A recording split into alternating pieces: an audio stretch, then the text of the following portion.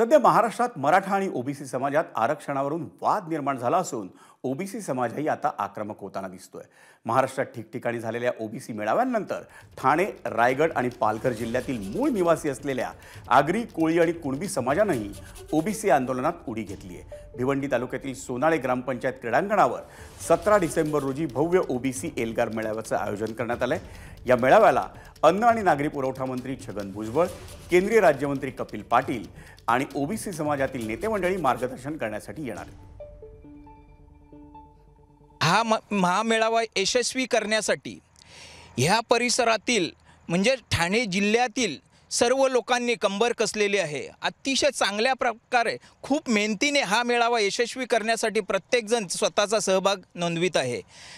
जर विचार केला तर आम्ही ज्या पद्धतीने विचार करतो त्या पद्धतीने हा महामेळावा म्हणजे अतिशय अविस्मरणीय असा महामेळावा होईल। म्हणजे लाखोंच्या संख्येने येथे लोक जमा होतील अशी सध्या आम्हाला खात्री आहे।